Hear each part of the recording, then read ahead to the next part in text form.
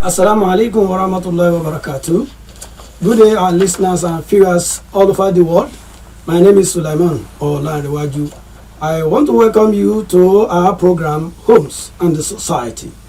Today, I am in the studio with Dr. Ogunsesan Belkis Oyebola, who is a PhD holder in guidance and counseling from the University of Lagos. Currently, she is working with the Lagos State Ministry of Education as a director and also as a principal. She is also a counselor with the Nasrullah Al-Fatih Society, NASFAT, headquarters. Dr. Mrs., you are welcome. Thank you very much, Mr. Sulaiman Olanrewaju. All right, today we shall be looking at the topic mental health in marriage, Islamic tools for healing and harmony as it affects kidnapping, ritual killings, domestic violence in marriages, and others. But first, Dr. Mrs. Ma, I want you to let our viewers know what exactly is mental health. Thank you very much, Mr. Sulaiman Olanrewaju. I will not want to take it from mental health. All right. Because we said mental health in marriage. I will want to discuss what marriage is, what mental health is. Then I will now marry the two together. Now coming to the topic that was given to me, mental health in marriage, Islamic tools and the likes. What do you understand by the word marriage? Marriage is a recognized union between two people. Can two people work together except they agree? No. So when they want to come together, they are coming together to have a kind of mutual relationship, understanding, trying to build a family, communication, and everything will come to play when we are talking of marriage. Then when we now come to mental health, what do you understand by the word mental health? Mental health has to do with our emotional, psychological, and social well-being.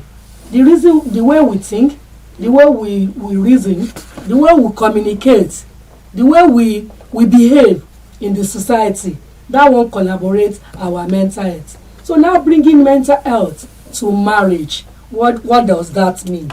Mental health in marriage, that is the emotional, psychological, and social well-being that the couple will need to have a successful marriage. That is what mental health in marriage is all about. And before you can have that, there are certain things that the two must come to agree upon. If you want to have a good marriage, communication has a very important role to play because the two must come to agree. You must know how to communicate. You must know how to, when your partner is not feeling fine, when you have something to discuss, the two must come together. Then you know how to communicate. If somebody has an issue, the other party must be able to notice, because the way you talk to each other will determine whether you are in good health or not. Then when we talk of mental health, if you have a very good mental health, you'll be able to manage your stress. You'll be able to build a very good relationship. Then you make decisions that will be very good for you to have a better life and better home. And with what is happening in the society now, if you are not mentally all right or stable, it's going to affect a lot of things.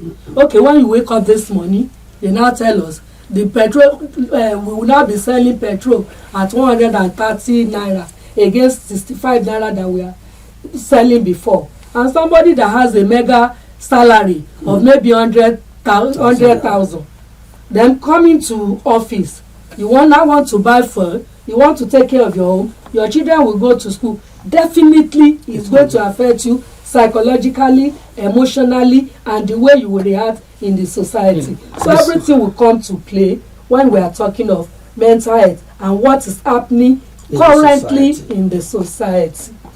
Family too, we have a kind of issue.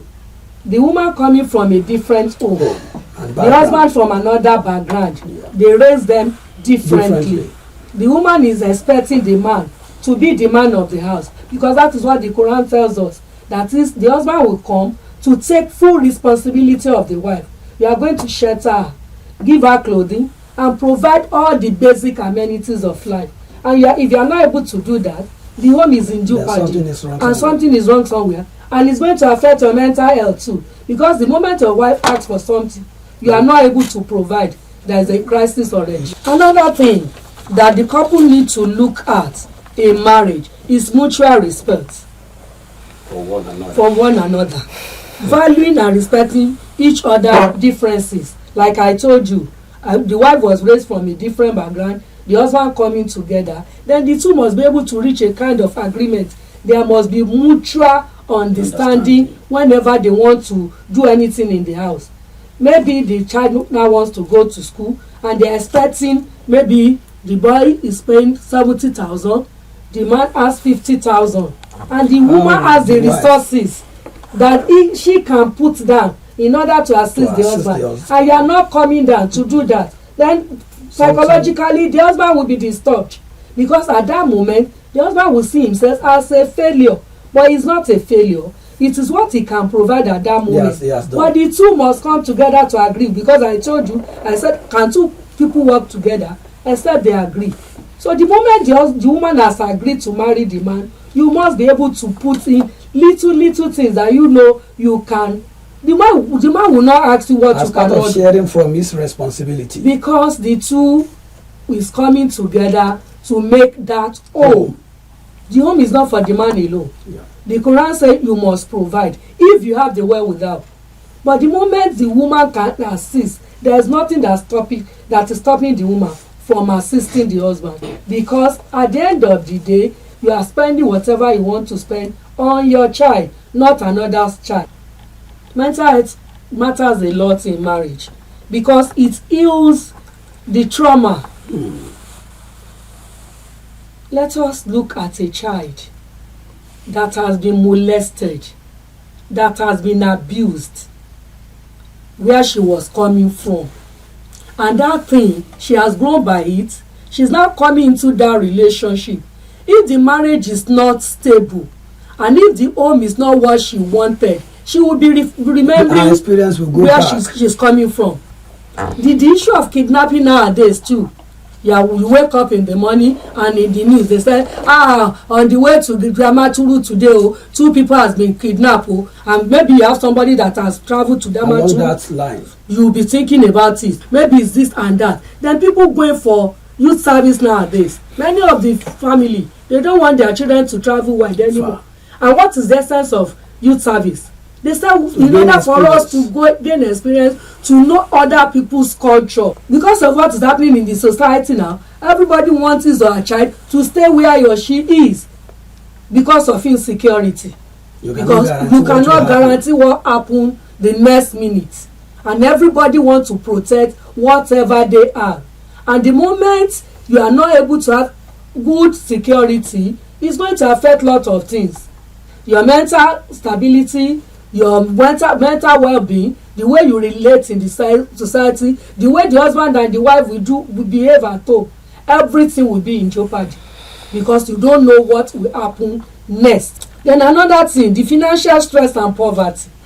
We have it a lot in the society. When we are growing, our parents, in fact, we have 2, 5, 6 people coming to eat in our home. Can anybody do that now? A home that is not ready, that you don't even know whether you'll be able to provide for your own family. Can you call another family to come and eat in your place? The salary that cannot take you home now. But then, if you have 5 naira, that 5 naira can cater for a lot. If you have 100,000 now, what can 100,000 do? By the time you enter the filling station, if 100,000 cannot fill up your tank now, I don't know the kind of car you are using. So financial stress every time. I'm not able to cater for my family, and the family is asking for something, and the extended family too will come. The society people want, in fact, especially those of us that are living where we have people that we need to assist, and they don't know your purse. Where you are famous. They believe you should be able to take care of them, and the moment you are not able to do that, you become their enemy.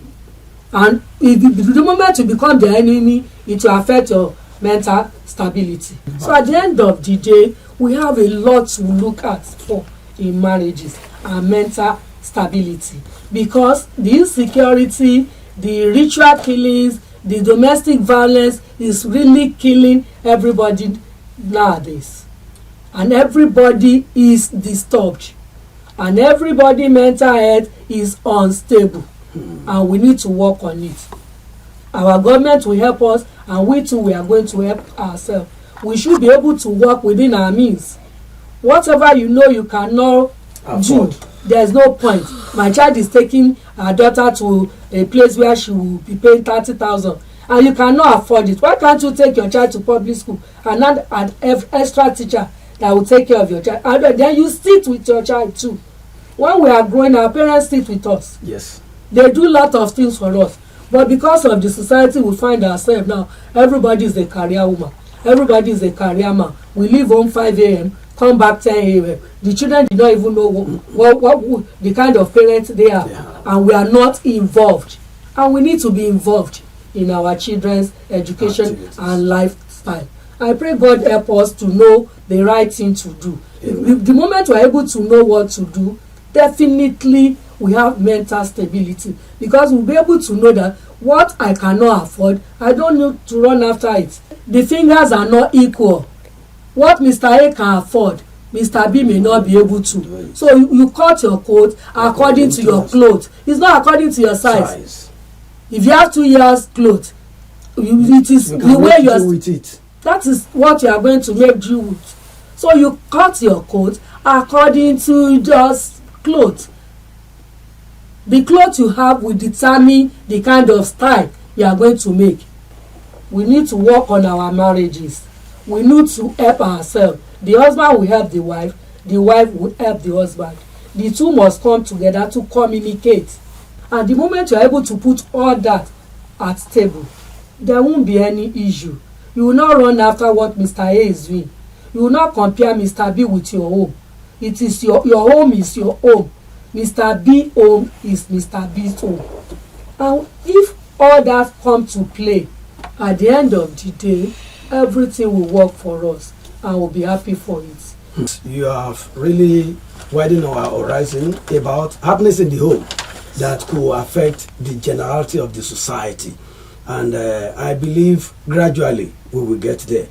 I have been able to deduct now that first and foremost, there needs to be a mental health stability from home if our society should be a better place for all of us, where it will be habitable, that it will have the life as it's supposed to be. We need to cut our clothes according to the available clothes provided, and choose right our style to manage our home.